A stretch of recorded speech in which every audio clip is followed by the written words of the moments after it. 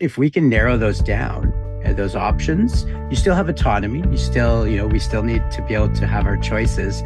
But when you have too many, really have no options at all. So the platform is to help entrepreneurs really narrow down those options and point them in the right direction. Happy holidays, everyone.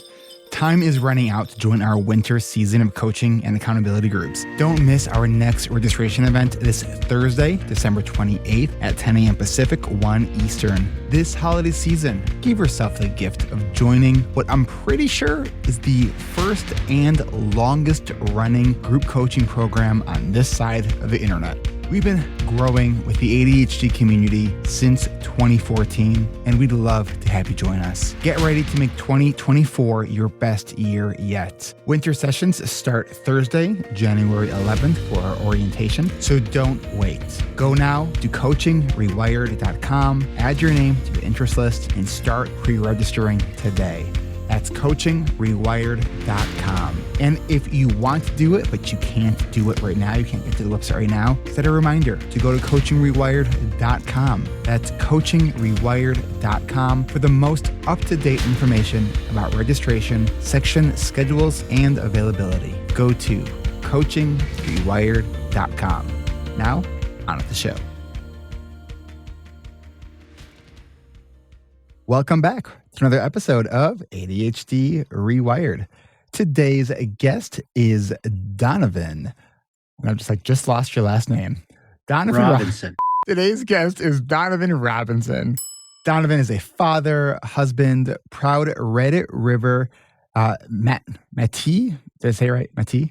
Métis, yeah. Métis citizen. Donavan has embarked on a diverse entrepreneurial journey. He founded Vantage, a marketing agency, ventured into hospitality with a Little Pizza Heaven and the Goodwill Social Club, and supported local artisans through Made Here.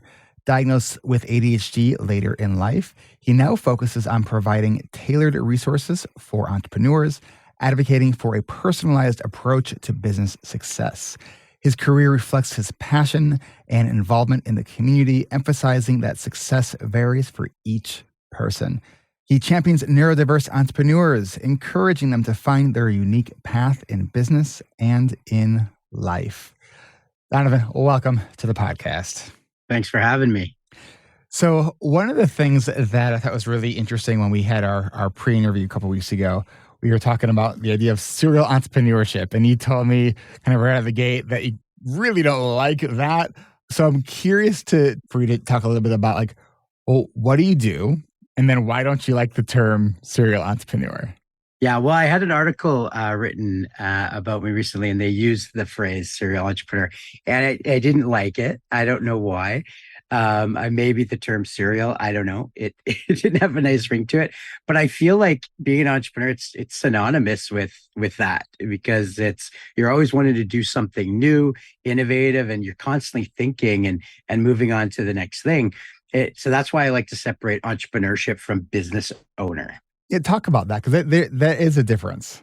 Yeah, well, I think a good example is, you could be an entrepreneur and maybe not have a business. And so that's been my case. Well, I've always had somewhat of a business somewhere, but I enjoy starting them, coming up with the ideas and then innovating them.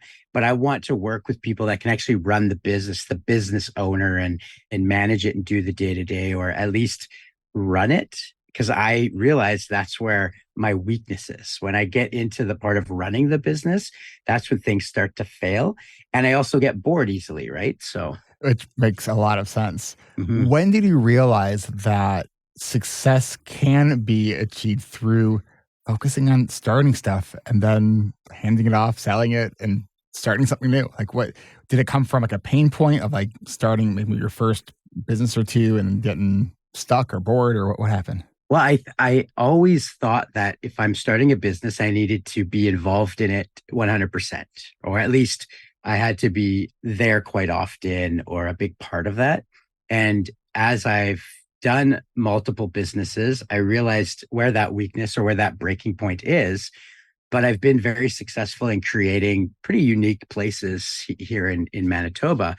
And so I just want to keep doing that, but finding amazing people that can take it on and run it and do the things and make it what the initial idea is. And I've been lucky enough to partner with some amazing people that were able to do that. The Goodwill Social Club, for example, was one, it was an idea, but I couldn't have made it nearly as successful in a brand perspective as it was. What And is the so Goodyear Social Club? yeah, the Goodwill Social Club is a live music venue, which unfortunately we are closing that business.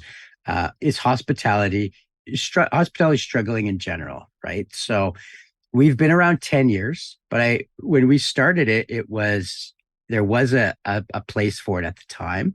It was amazing because we had, I think, 8 people that were on that ownership group, and in music or hospitality or something that just made it very unique. So we had, underground DJs and Juno award-winning sound technician and people who were in that scene. And most of our staff at the time were in music and touring, and so it was a really cool place. And above it was rehearsal space, and some bands that are well known now that went through there. And so it's pretty cool. How'd you decide to get involved like with that? Like, Yeah. So my kind of journey to that was almost a domino effect. So I started this design studio, which was Vantage. Then by chance, I started a print shop because there was a print shop down the hall that went out of business.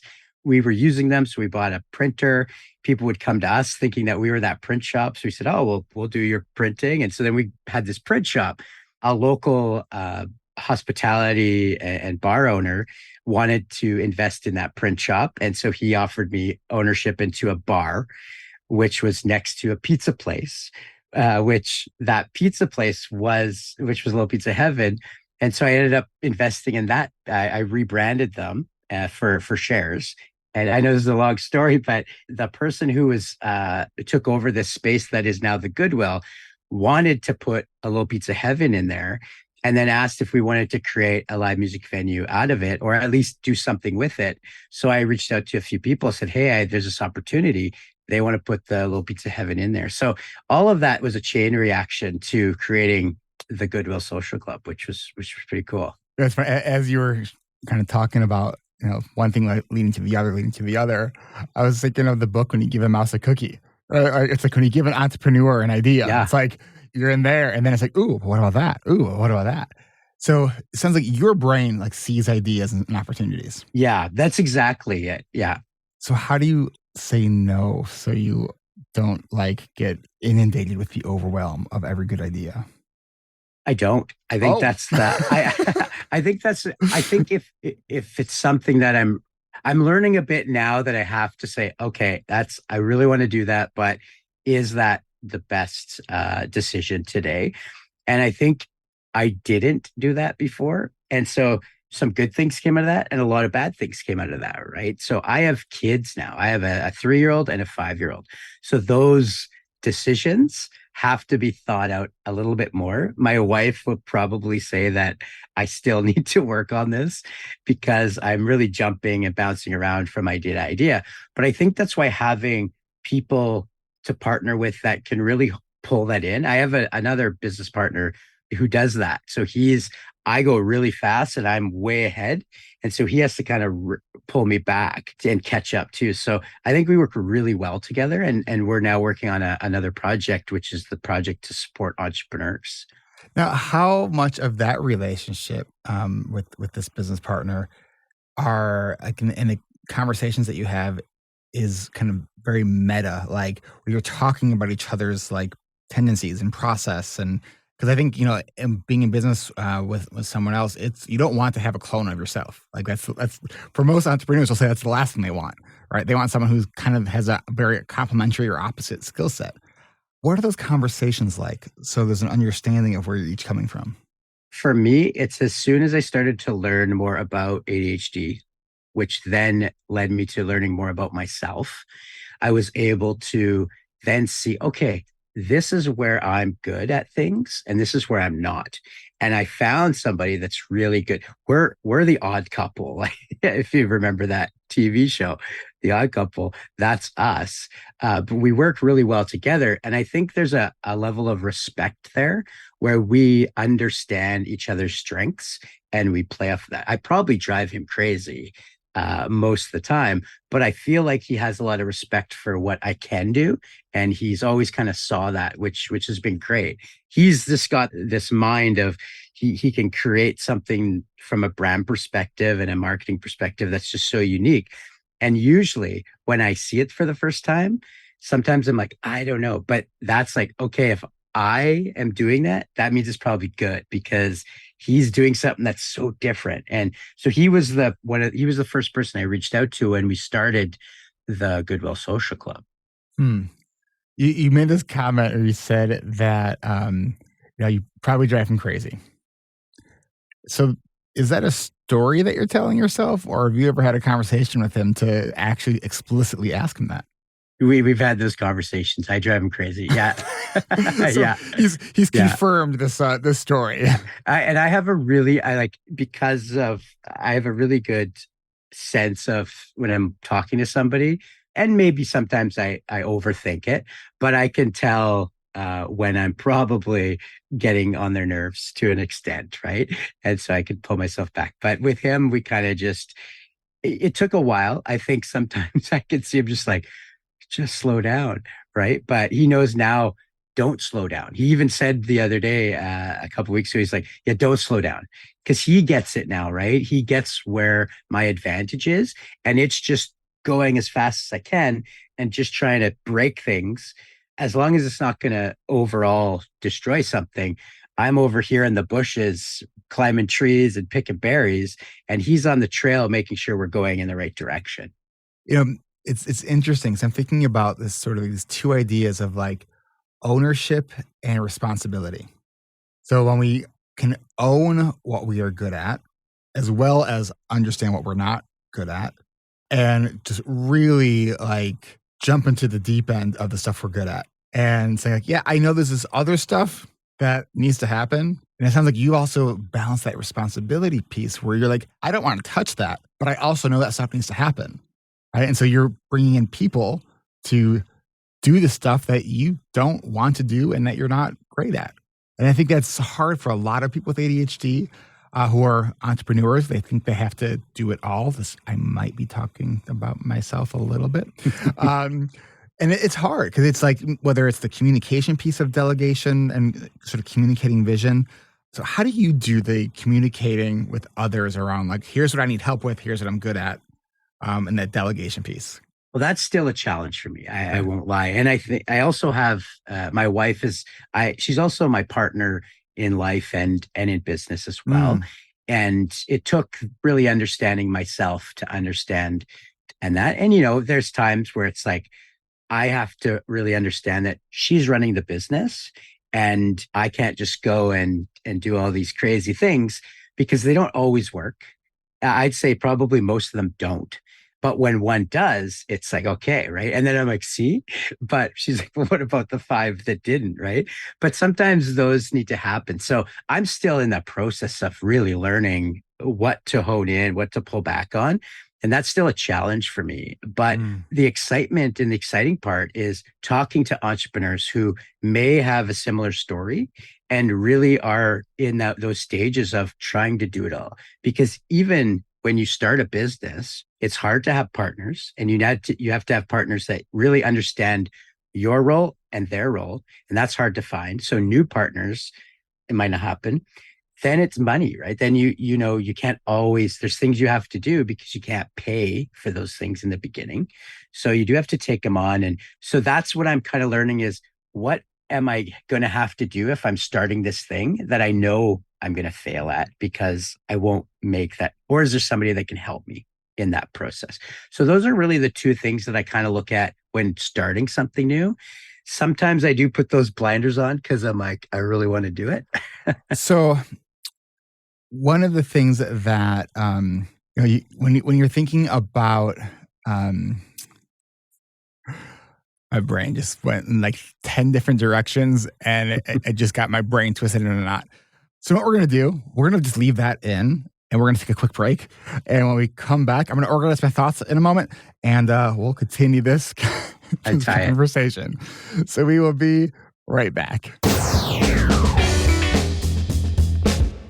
Since 2014, ADHD reWired has been helping people grow through community. And nothing embodies this more than our award-winning 10-week intensive coaching and accountability groups. We just wrapped up our 34th season of coaching groups, and with 1,134 alumni who have gone through one of our 94 groups over the course of 34 seasons, one thing is for certain. When we are in a supportive, growth-minded community, we really can do hard things. When I think of success, I now think of the bravery that it takes to live a life with our condition unapologetically and with compassion. I think that the default mode that we're made to feel in society is to just feel shame and just feel all of these things that have been attributed to us all our lives. But I think realizing now that there's a lot of courage and bravery in vulnerability and sharing what you're struggling with, and then having the courage to advocate for yourself and just live unapologetically. Being misunderstood by others or not understanding ourselves can be so painful.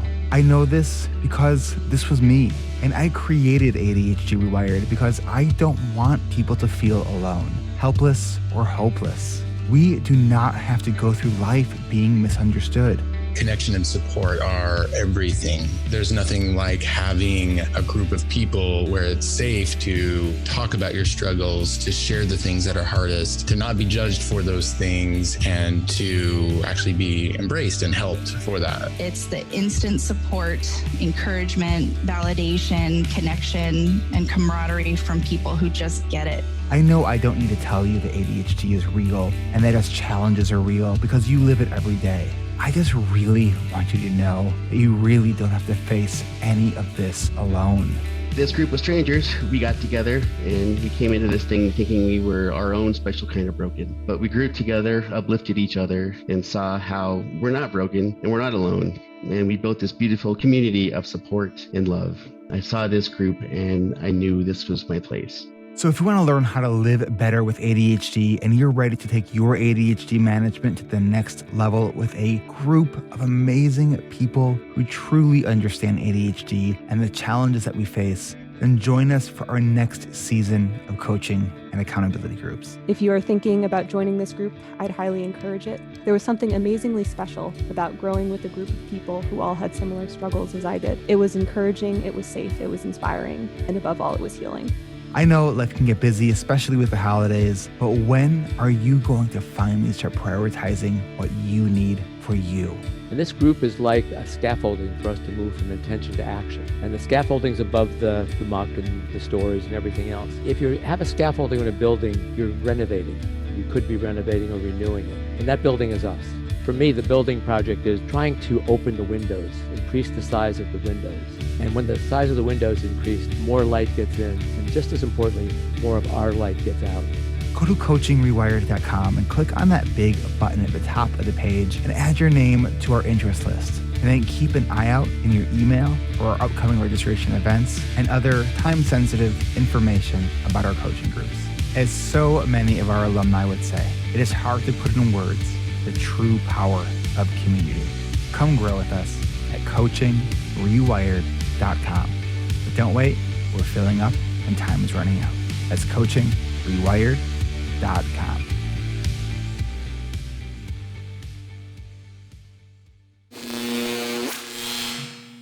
All right, so we are back. So Donavan, you have started a number of different businesses. Some have been successful, some have had their periods of success, some have not. You said you were diagnosed at age 45. Yeah. How old are you right now? 46. So the ink is kind of still drying on the diagnosis. Okay. What led you to the diagnosis? So a family member was going into high school, and my sister was talking about it. And I was connected to a school called Met School, which is short for Metropolitan School. Here in Winnipeg, it's under Big Picture Learning, which started out in the United States. We're in Canada here. And the school does internships from Tuesdays to Thursdays. It's high school. So they connect them with real businesses and entrepreneurs and business Cool. owners.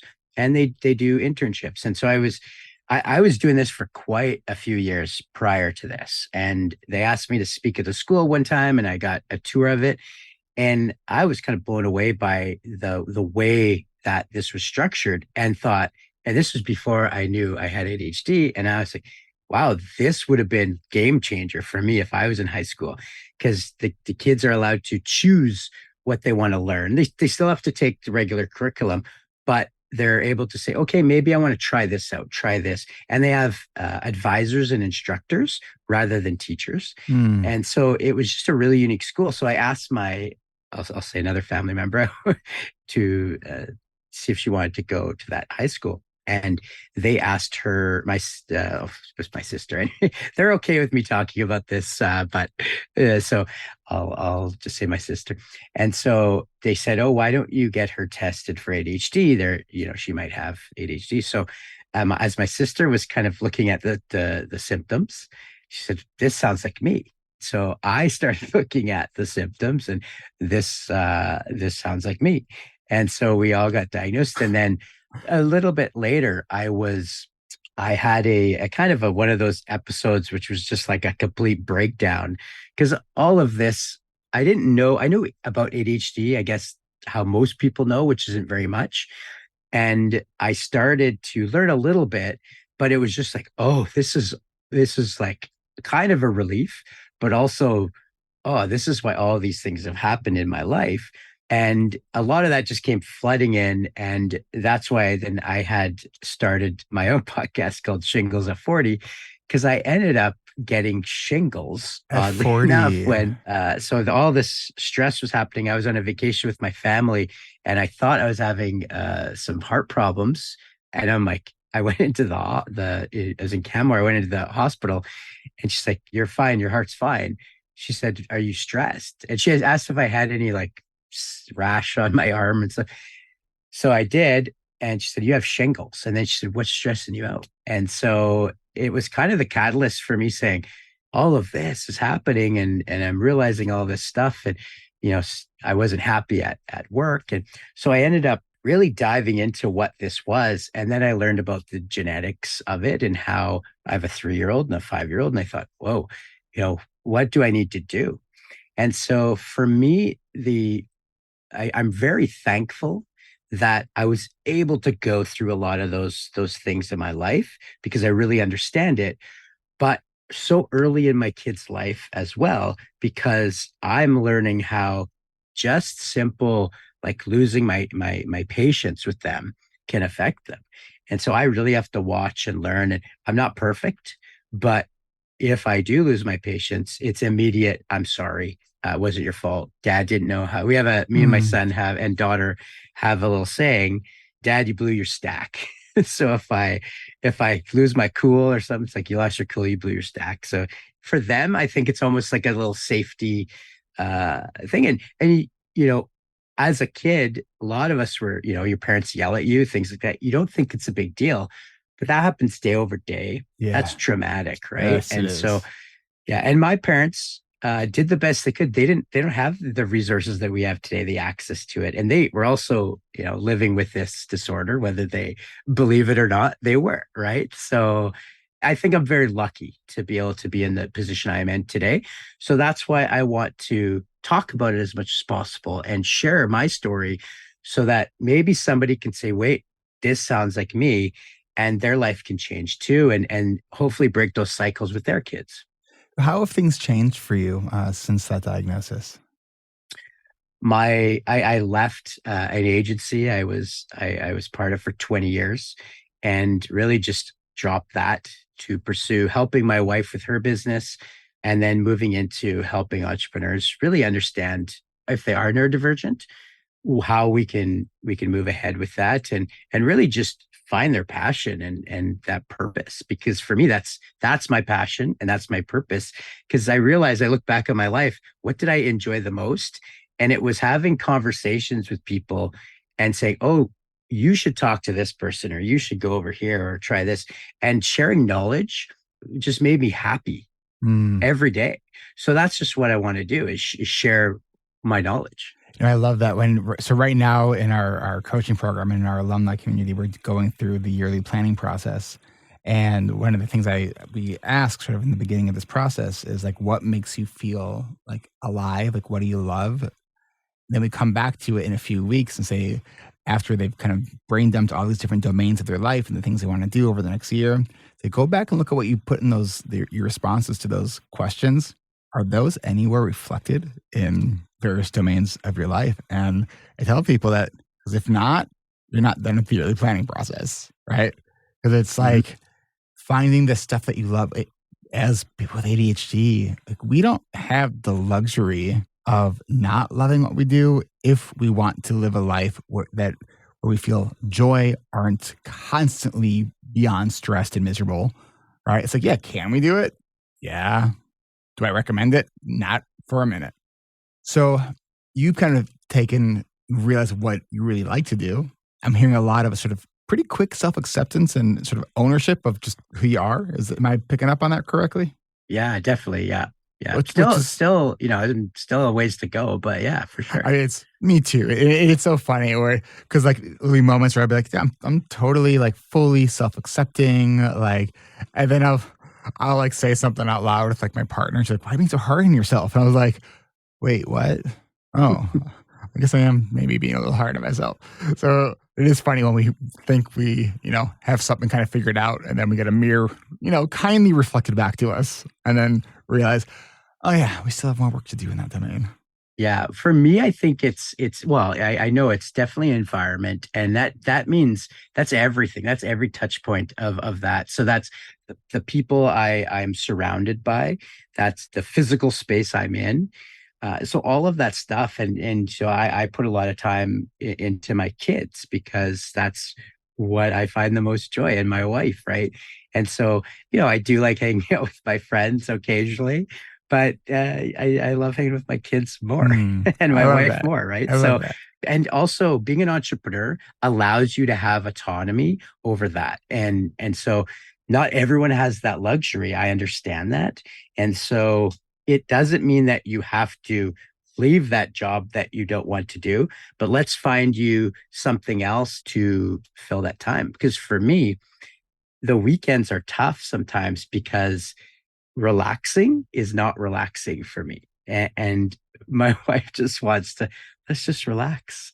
And so I'm like, that's stressful to me when I can't do stuff, right? So yes, I very much relate to that. It's funny because I would often think back to just being younger. I'm like, I feel like I used to be really good at like the relaxing. In my adult life, I'm like, I don't know what happened to that skill or that ability. Like, but doing nothing, as lovely as it sounds in theory, when I'm actually doing nothing, I like feel so restless that it's just like, yeah, I find it relaxing to take care of house projects. Like, I finally got this thing done. Oh, I finally got the hose brought in December. I just suggested that this weekend. We had a warm December day in Chicago. And like every year, I'm like, all right, October is when I'm going to do it. But October was warm, and it's so hard to imagine it being cold again when you're sitting in warmer weather. So it's like getting those things done, I find very grounding. So I can relate to that idea of just doing nothing. It's hard. Well, it's funny you talk about the hose, because where I am, it's snow, it's frozen, and my hose is outside hanging in the snow. I'm like, that hose is gone. Yeah, it's gonna bust. I have replaced so many hoses and spray nozzles because I didn't bring them. It's like, ugh, yeah. Okay, so right now you are the current sort of business that you're focusing on with your partner is what? Talk about that. It's like a matching resources. Yeah, somewhat. I guess that's probably how you could look at it. Really, what it is using data science and AI learning to connect people to the right resources and information. So the tyranny of choice, right? So when there's too many options, it's overwhelming. Yes. And if we can narrow those down, those options, you still have autonomy. You still, we still need to be able to have our choices. But when you have too many, really have no options at all. So the platform is to help entrepreneurs really narrow down those options and point them in the right direction. And also the way that they learn, because not everyone can take a stack of reading material and read through that. And even if they can, like, I know for me, I will never get to it. And I'll say, oh, I'll do it tomorrow. I'll do it tomorrow. Even an article, an email, like, I won't read those. But if it's audio or podcasts or things like that, like, I'll absorb that stuff insanely well, right? So for me, it's kind of an educational tool as well, because we want to give people the opportunity to learn and retain information the way that they do it best. And for you, what was the spark for this idea? Like, what need did you see? So back to med school, the students were getting placed into businesses, but the school was having trouble finding spots for them. And so sometimes a student would have to go to maybe a business that maybe wasn't really their top choice because there wasn't as many options. And so really understanding, how could I connect to entrepreneurs and then connect them to these students? So that was how this kind of started. But as I was doing this, I was like, there's so much information out there. Where do I start? Where do I go? And every business I've ever started has been from scratch, right? For the most part. Little Pizza Heaven was a business that was kind of existing, but for the most part, everything was new. And so I really had to learn, and I had other people with me, so it wasn't always me. But now with AI and all that information, it's how do we absorb that? And so that brought me into talking to entrepreneurs, talking to business networks. And there was a need for something that wasn't a one-size-fits-all solution, and that could help even the people supporting entrepreneurs to spend more time with that entrepreneur rather than trying to find the right stuff for them or giving them kind of a cookie cutter thing. And they were like, well, I don't even know if they're even using this stuff because I'm just giving it to them and that's it, right? So let's take one more quick break, and I want to dive in a little bit deeper to this idea of the tyranny of choice, because I love that phrase, and I want to kind of just expand. I didn't make it up, but hey, it's are there ever actually any original ideas, or just like taking ideas and adding our own flavor to it? So we'll be right back after this break. All right, it is time for our favorite part of this show, for the ad for a product or service that doesn't really exist, but we kind of wish did. Introducing Holiday Havoc De-Stress Grenades. Feel like you're about to explode from holiday stress? Ready to deck the halls or someone's face? Hold on to your Santa hats, because Holiday Havoc De-Stress Grenades are here to save your sanity in the most explosively satisfying way. These aren't your grandma's stress balls. Shaped like mini grenades, each Holiday Havoc De-Stress Grenade is designed to handle the most intense festive frustrations. Squeeze one when the holiday cheer feels more like holiday chaos, and watch your stress detonate into oblivion. But wait, it gets better. Each grenade emits a sarcastic remark or a cheeky joke when squeezed. Perfect for those moments when you're one ugly sweater comment away from losing it. Picture this. You're about to snap, but then your de-stress grenade quips, "At least this isn't as bad as Aunt Martha's fruitcake." And for the ultimate stress relief, we've infused these grenades with the scent of rebellion. A pint of blend, a burning Yule log, and a whiff of spiked eggnog. One sniff and you'll feel like you're leading a holiday revolt, minus the pitchforks. Each set comes with a range of sizes, from annoying elf to Santa's gone rogue. Plus, we've included a holiday war zone door sign to signal to anyone else that tries to enter your quiet space that you are in a serious de-stress mode. Holiday Havoc De-Stress Grenades, because sometimes the holidays aren't just merry and bright, they're downright combustible. Disclaimer, please don't actually throw these at your relatives. We are not liable for any dinner table incidents. We're pretty sure you can handle that all on your own. Okay, clearly this isn't real, but you know what is real? The support and community that you can get here at ADHD.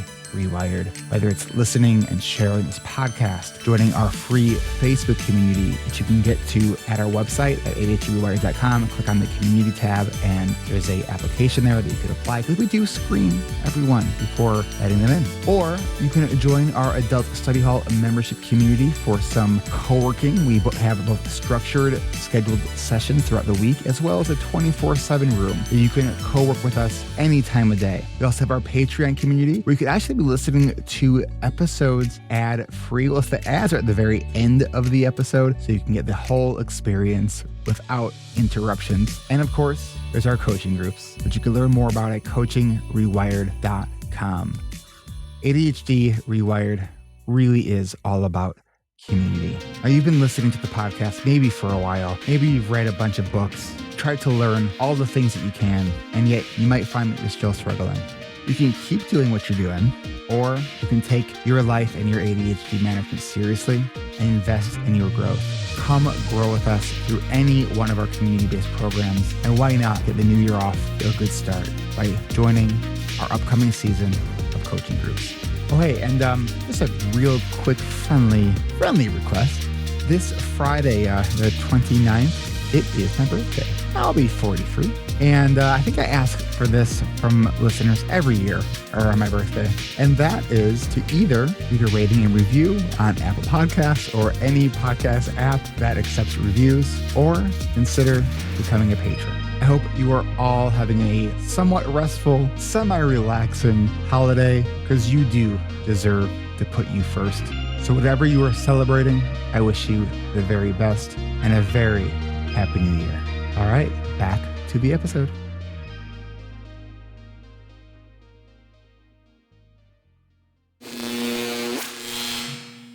All right, we are back. So you've been trying to use now AI to help entrepreneurs synthesize kind of the things that they need to do, or connect with resources to help them take next steps. Like, help me kind of flesh this out a little bit more and how this relates to this idea of the tyranny of choice. Yeah, so this is, we're still in development stage of this, but the tyranny of choice was, again, not something that I thought up. This is a phrase that there's another term for it, but it originated from, there's probably originated somewhere else, but there's a study that was done where they had 25 jams, and they had at a market trying to sell these jams, all different flavors. And then the next day they had, I think, 5 jams. The 5 jams sold 10 times more than the other jams, because people were, what if I choose the wrong one? Which flavor should I choose? We all have this problem with Netflix, right? We can never find something because there's too many, right? And so that's what happens with entrepreneurs, and they get overwhelmed. And especially if you're not that tech savvy, or you're not an extrovert, or what networking events do you go to, right? And so I know my wife, and by the way, my wife works really hard. And so talking about how she wants to take those breaks, she does work very, very hard.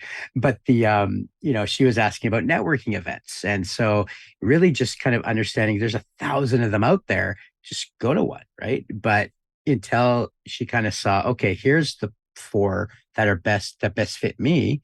She started going to all of them, and now she goes to networking events like crazy, and she's doing amazing. So like, what are some? I started my business. I don't know. Well, I started ADHD Rewired 10 years ago, but I started my clinical practice, which I since closed, like 14 or 15 years ago. And I've often think back to, like, how did I figure out all the things I needed to do to, like, get it off the ground? And, like, it seems so. I did it. And it seems so daunting. I'm like, and probably if I would have known all the things that I now know, like, would I do it again? Like, I'd like to think yes, but I'd also think that I would get overwhelmed knowing how much action needed to happen. So it was almost like this blessing to, like, not know what was involved in starting a business. That's 100% how it is for me, because especially opening, that's why I think every new business I start is almost completely different. Because I think that dopamine starts firing when I'm like, okay, this is new. How do I figure it out? And I think if somebody showed me how to do it, I probably wouldn't do it. I wouldn't want to do it, because I'd rather fail doing it myself than succeed having somebody else tell me to do it, right?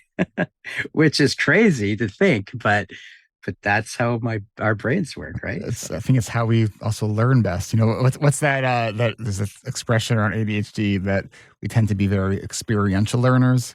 The only problem is that we don't always learn from our experiences. No, because you forget about it. You forget what went wrong, right?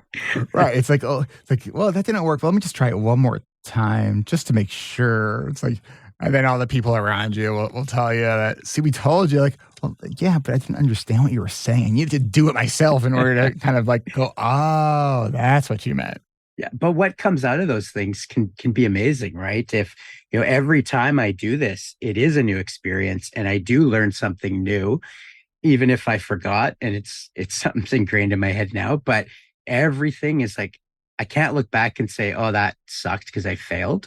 I'm like, that led me to this and this and this, and in no means do I consider myself financially like living in mansions or anything like that, but that's where I kind of remove money from these decisions.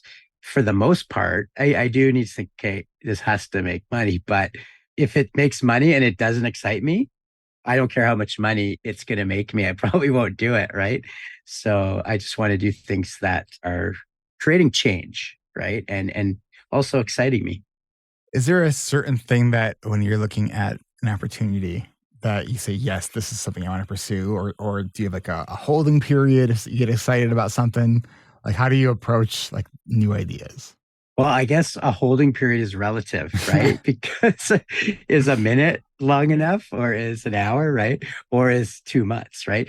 And I think that's also a bit of a fear, right? If I wait too long, I will lose the ability to be excited about it and do it. So a lot of these things, I just have to jump on them right away and start doing them. But I think at some point, I'm going to need a team that is going to, okay, here we go. Now you take it, right? And those people are hard to find, because if you're finding people that are like you, well, they're not going to be able to take it. So I've been lucky enough to find some people that enjoy taking the ideas and running with it. So I think everyone needs the yin and the yang, right? Absolutely. What was it? The what's that book? It's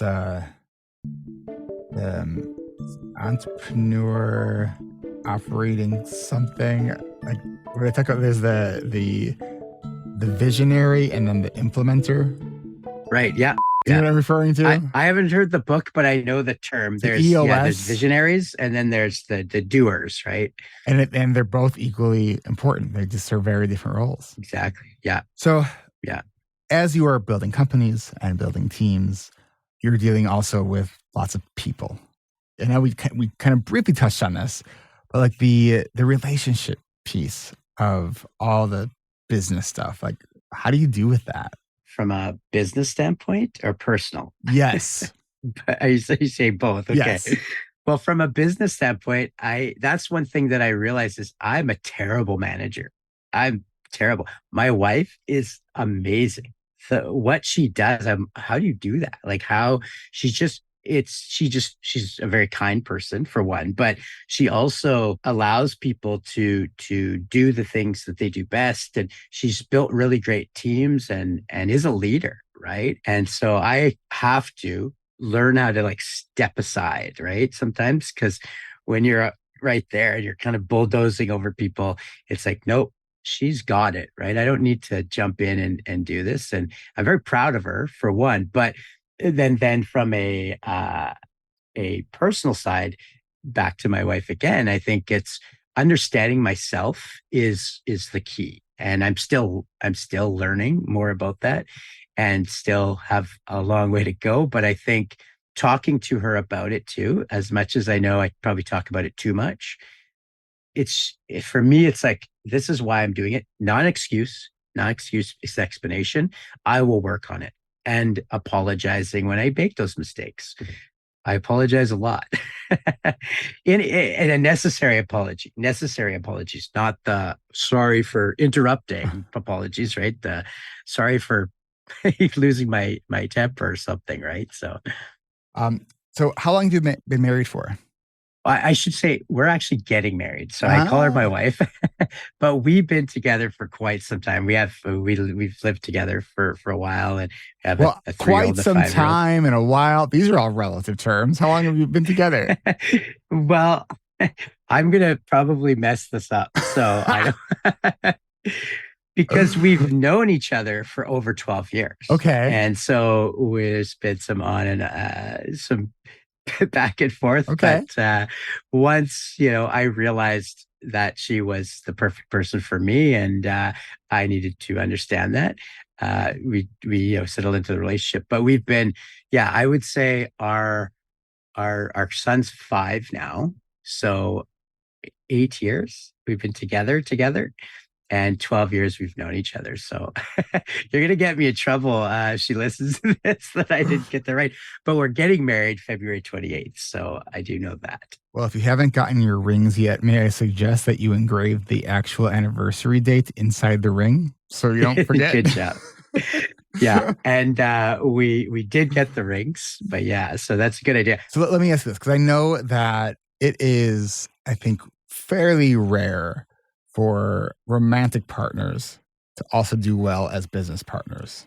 What has been your secret so far?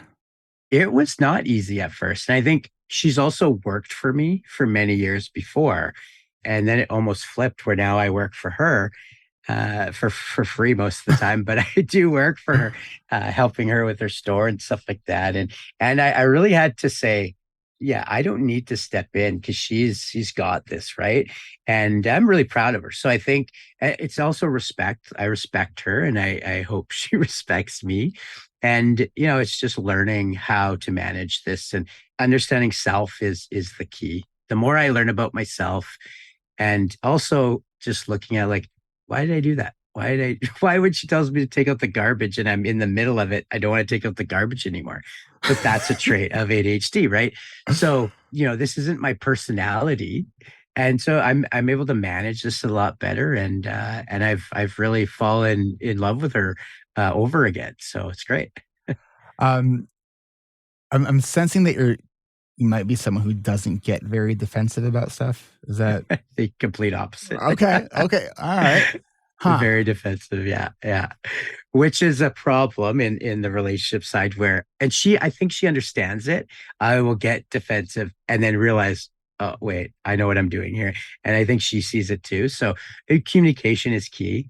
And that's what I was those kind of, are I the think, picking times. up on is that you own your stuff, like, and Yeah.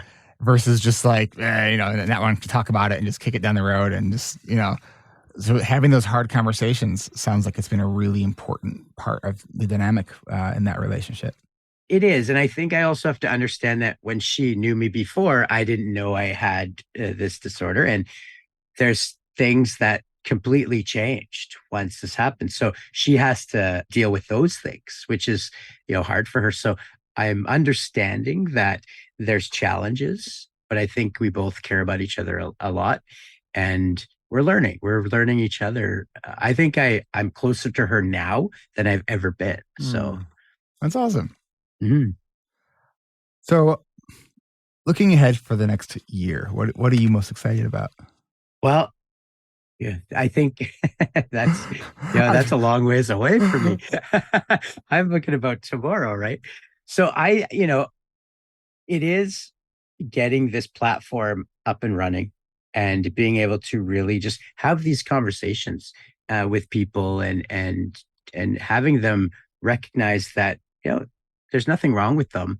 You're just in the wrong environment, right? Or you just haven't found your passion or your purpose yet. And not everyone will. It's not saying, like, if you enjoy getting up every day. I get up super early now because I'm like, I want to get to work, right?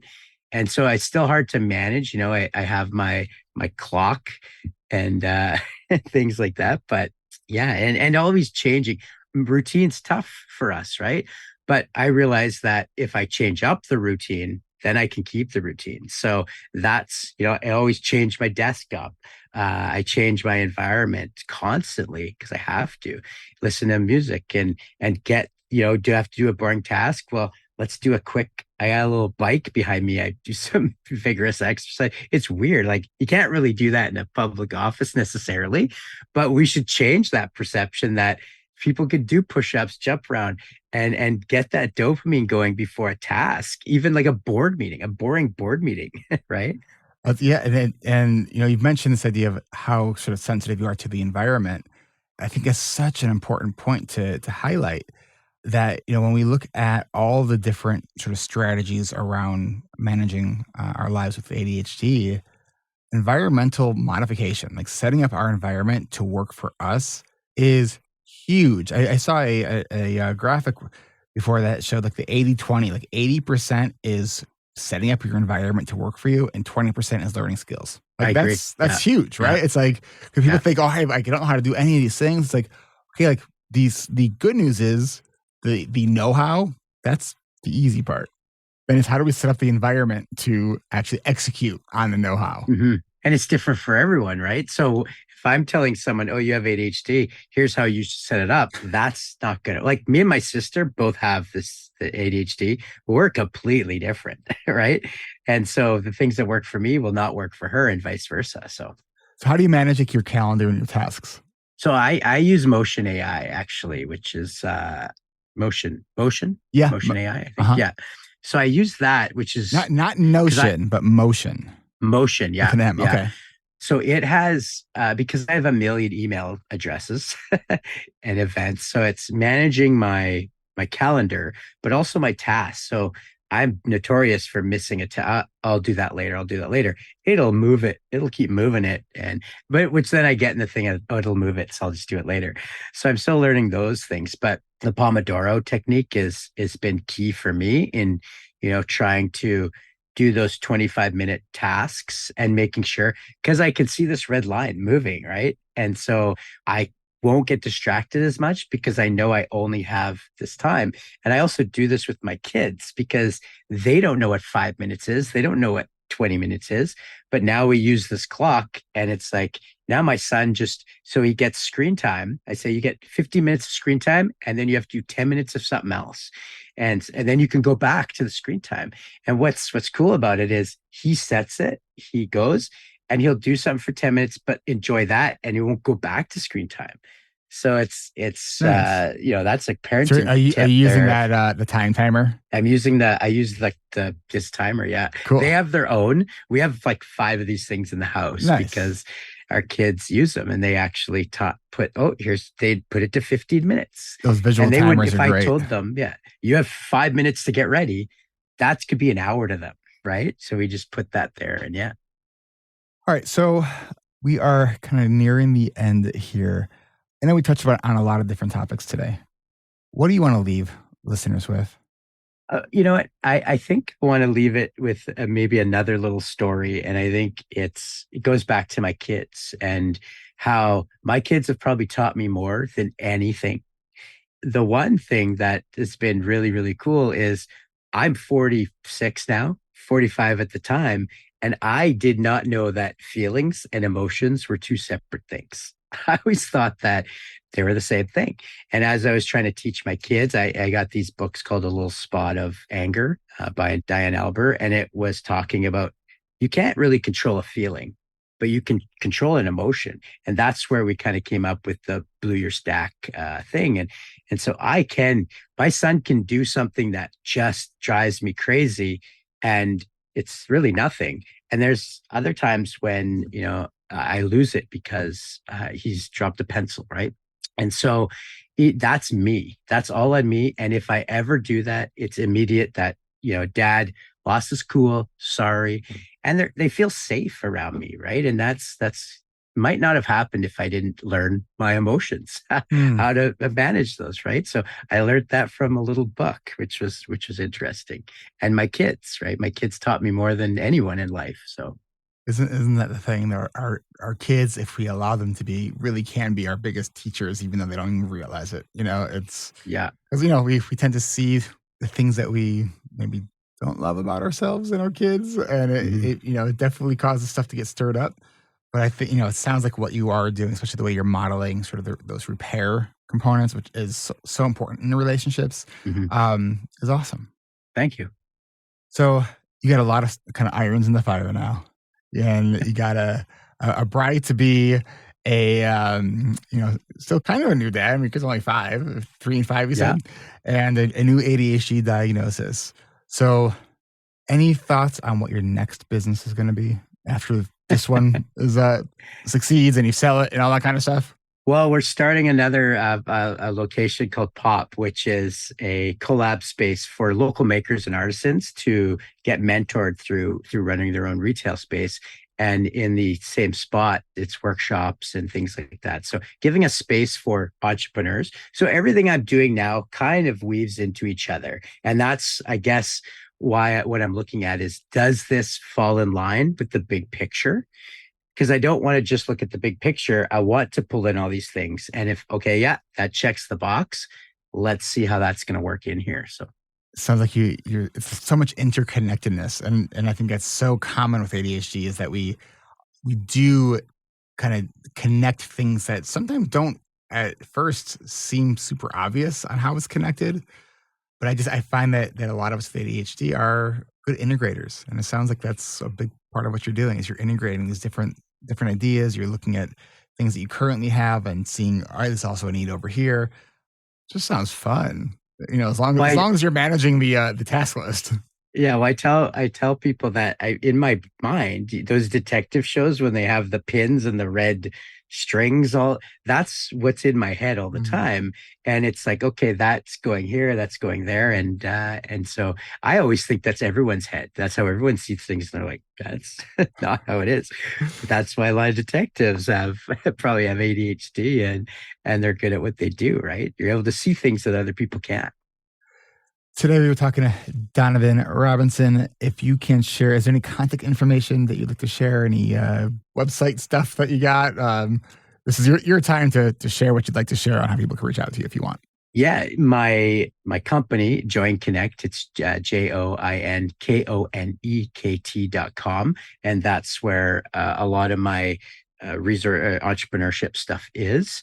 And also, I also do a podcast. I'm starting a new podcast focusing on entrepreneurs and talking to them, just hearing their story, because that's what I want to do. So it'd be pretty cool. So that's launching in the new year. So awesome. All right. Well, we'll get a link to that in this episode's show notes.